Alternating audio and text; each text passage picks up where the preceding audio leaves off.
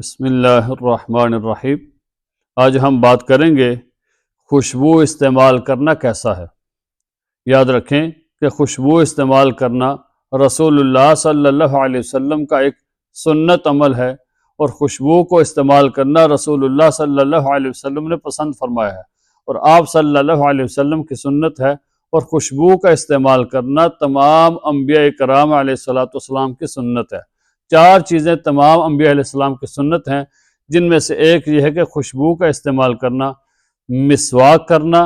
نکاح کرنا اور حیا کرنا۔ یہ چار چیزیں تمام انبیاء علیہ السلام کی سنت ہیں، اور خوشبو استعمال کرنا رسول اللہ صلی اللہ علیہ وسلم کی سنت ہے، اور اس کو آپ نے پسند فرمایا اور اس کی آپ نے ترغیب دی ہے۔ حالانکہ حضور صلی اللہ علیہ وسلم کو خوشبو استعمال کرنے کی ضرورت بالکل بھی نہیں تھی، کیونکہ حضور علیہ السلام کا ایک معجزہ تھا کہ آپ صلی اللہ علیہ وسلم کے جسم مبارک سے خوشبو آیا کرتی تھی، اور آپ صلی اللہ علیہ وسلم کے پسینے سے خوشبو آیا کرتی تھی۔ حضرت انس رضی اللہ تعالی عنہ فرماتے ہیں، ایک دن رسول اللہ صلی اللہ علیہ وسلم ہمارے گھر تشریف لائے اور قیلولہ فرمایا، تو جب حضور علیہ السلام کو پسینہ آیا تو میری والدہ ام سلیم رضی اللہ تعالی عنہ نے ایک شیشی لے کر آپ صلی اللہ علیہ وسلم کے پسینے کو پونچھ کر جمع کرنا شروع کیا۔ تو رسول اللہ صلی اللہ علیہ وسلم کی اچانک آنکھ کھلی تو آپ صلی اللہ علیہ وسلم نے پوچھا، ام سلیم تم یہ کیا کر رہی ہو؟ ام سلیم رضی اللہ تعالی عنہا نے جواب دیا،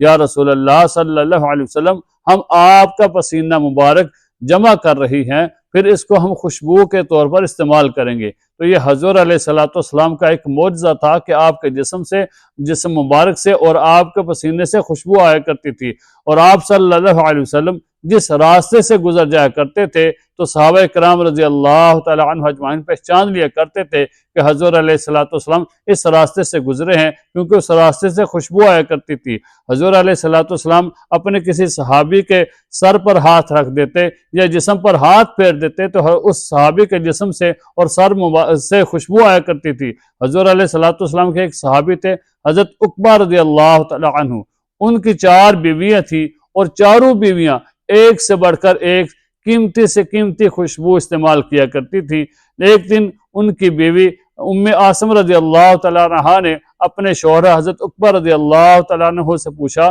کہ آپ خوشبو استعمال نہیں کرتے، کبھی کبھار تیل لگا لیتے ہیں، لیکن ہم آپ کی 4 بیویاں جو ہیں ہم قیمتی سے قیمتی اور عمدہ سے عمدہ خوشبو استعمال کرتی ہیں، ایک سے بڑھ کر ایک خوشبو استعمال کرتے ہیں، لیکن آپ خوشبو استعمال ہی نہیں کرتے، لیکن آپ کے جسم سے پھر بھی سب سے اچھی خوشبو آتی ہے، اس کی کیا وجہ ہے؟ تو حضرت عقبہ رضی اللہ تعالی عنہ نے فرمایا، ایک دن میرے جسم کے اوپر کچھ دانے نکل آئے جو مجھے بہت زیادہ تکلیف دیتے تھے، تو میں رسول اللہ صلی اللہ علیہ وسلم کے پاس گیا اور میں نے عرض کیا، یا رسول اللہ صلی اللہ علیہ وسلم، میرے جسم کے اوپر کچھ دانے ہیں جو مجھے بہت زیادہ تکلیف دیتے ہیں، تو میں کیا کروں؟ تو رسول اللہ صلی اللہ علیہ وسلم نے ارشاد فرمایا، اپنے جسم سے قمیض اتارو۔ جب میں نے قمیض اتاری تو رسول اللہ صلی اللہ علیہ وسلم نے اپنے ہاتھوں کے اوپر کچھ پڑھ کے دم کیا، پھر میرے جسم کے اوپر پھیر دیا۔ اس کے بعد میری تکلیف بھی ختم ہو گئی، اور میرے جسم سے حضور علیہ السلام کے ہاتھوں کی برکت سے خوشبو آنے لگی۔ تو یہ ہے وجہ میرے جسم سے خوشبو کیوں آتی ہے۔ تو حضور علیہ السلام اگر کسی